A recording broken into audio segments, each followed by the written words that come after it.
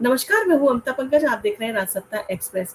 राजसत्ता express के legal matter में आज डिस्कस करने जा रहे हैं इलाहाबाद हाई कोर्ट के एक जजमेंट के बारे में। इलाहाबाद हाई कोर्ट ने सख्त टिप्पणी करते हुए कहा है कि अगर धर्मांतरण को नहीं रोका गया तो बहुसंख्यक आबादी एक दिन अल्पसंख्यक हो जाएगी। और इलाहाबाद हाई कोर्ट के जस्टिस रोहित रंजन ने एक मामले की सुनवाई के दौरान अहम टिप्पणी की है। और जस्टिस रोहित रंजन ने कहा है कि अगर ऐसे ही धर्मांतरण जो है वो चलता रहा तो एक दिन बहुसंख्यक जो है वो अल्पसंख्यक रह जाएंगे। और ये सारी चीज़ें जो है जस्टिस ने एक केस में जो है जमानत के केस में जमानत को खारिज करते हुए कहा है। और इसमें आरोपी कैलाश को जो है कैलाश की जमानत अर्जी लगी हुई थी, जिसको खारिज करते हुए इलाहाबाद हाई कोर्ट ने धर्मांतरण को लेके जो है वो कई टिप्पणी की है। और कोर्ट ने कहा कि देश में बड़े पैमाने पर अनुसूचित जनजाति के लोगों और आर्थिक रूप से कमजोर लोगों का जो है वो धर्मांतरण कराया जा रहा है। और ऐसे किस्से कई बार आपने सुने होंगे, पंजाब में भी इस तरह की खबरें आती है कि वहाँ पर बड़ी तेजी से ईसाई धर्म को लोग अपना रहे हैं, क्योंकि सरदार जो होते हैं वो अनुसूचित जाति और अनुसूचित जनजाति के वो पगड़ी बांधते रहते हैं, बाकी सारे चिन्ह उनके वही होते हैं, तो पता नहीं चलता है। सरकारी आंकड़ों में जो है वो इस तरह की चीजें जो है सामने नहीं आ पाती है। लोग जो है वो क्योंकि उनको रिजर्वेशन भी मिल रहा होता है, तो इसलिए वो ये सारी चीजें जो है वो छुपाए रखते हैं। और एक तरफ तो वो रिजर्वेशन का लाभ भी ले रहे हैं और दूसरी तरफ वो ईसाई धर्म को जो है वो उसमें कन्वर्ट होते जा रहे हैं। तो इन सारी चीज़ों को देखते हुए केरल में भी आपने देखा होगा, काफ़ी मुस्लिम धर्म को जो है लोग अपना रहे हैं। और इसी तरह की घटनाएं बाकी देश के चारों तरफ से आती हैं। वेस्ट बंगाल में भी इस तरह की जो घटनाएं हैं वो आए दिन जो है उनकी चर्चा होती है। तो इन सारी चीज़ों को लेके जो इलाहाबाद हाई कोर्ट का जो सख्त टिप्पणी उसने की थी, तो उसका रुख इसी तरह से था कि सरकारों को और बाकी लोगों को इन सारी चीज़ों में जो इंटरव्यू करके इनको रोका जाना चाहिए। जिस तरह से बड़ी सभाएं होती हैं, जिस तरह से आयोजन होते हैं, भव्य आयोजन किए जाते हैं, जिसमें हजारों की संख्या में लोगों को जो है धर्मांतरण करवाया जाता है, तो ये सारे आयोजन पे जो है रोक लगाई जानी चाहिए।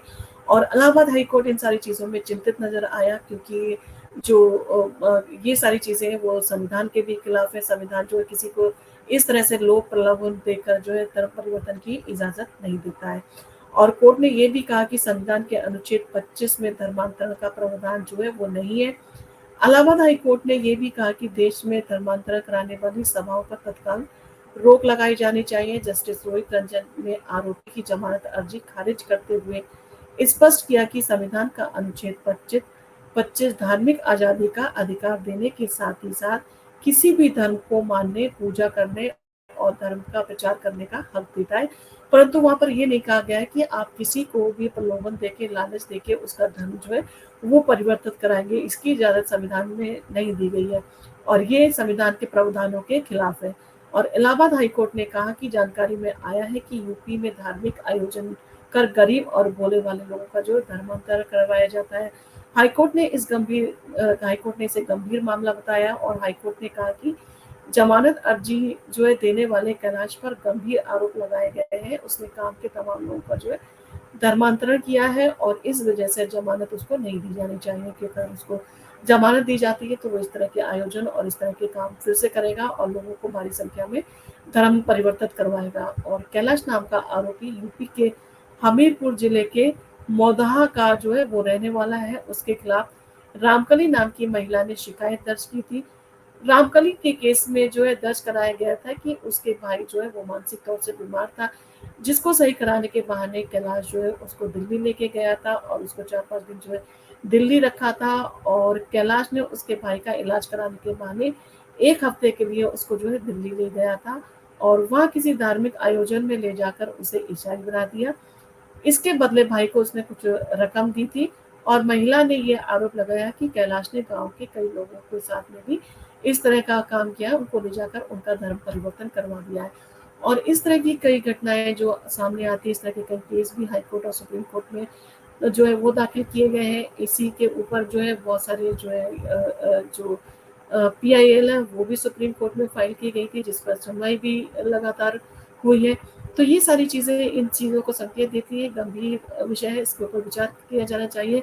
क्योंकि हिंदू जो है भारत की एक आत्मा है और अगर भारत की आत्मा ही अगर खत्म कर दी जाएगी, यानी कि अगर इसी तरह से धर्मांतरण लागू रहा तो जो हिंदू है वो अल्पसंख्यक बन के रह जाएँगे और उनका हाल वही होगा जिस तरह से पाकिस्तान में हिंदुओं का हाल है, वो वहाँ पर जो है अल्पसंख्यक बन गए हैं। उसके बाद में जिस तरह से उनका जो है प्रताड़ित किया जाता है, जिस तरह से उनके महिलाओं का जो है वो शोषण किया जाता है, जिस तरह से उनके साथ में जो यौन अपराध किए जाते हैं, तो ये सारी चीज़ें जो है इनको रोकने के लिए कहीं न कहीं सरकार को भी जो है वो सख्त कदम उठाने चाहिए। इस तरह के जो है कानून में जो है परिवर्तन किए जाने चाहिए, ताकि इस तरह से जो है वो इन चीज़ों को गंभीरता से लेके इस तरह का धर्मांतरण जो है वो रोका जाए। इस तरह के आयोजन जो होते हैं वो सबकी नॉलेज में होते हैं, बिना आयोजन किए जा रहे हैं, तो उन आयोजन पे रोक लगाई जानी चाहिए।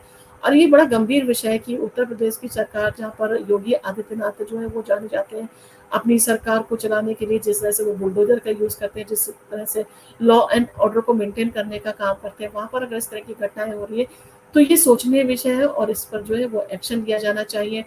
अब देखना होगा कि इस सारे केसों के ऊपर जो है जजमेंट क्या आते हैं और किस तरह से सुप्रीम कोर्ट इस पे एक्शन लेता है, किस तरह से सरकारें इस पे एक्शन लेती हैं, क्योंकि ये गंभीर विषय है और इसके ऊपर जो है कानून सख्त होने चाहिए, ताकि इस तरह के धर्मांतरों को रोका जा सके।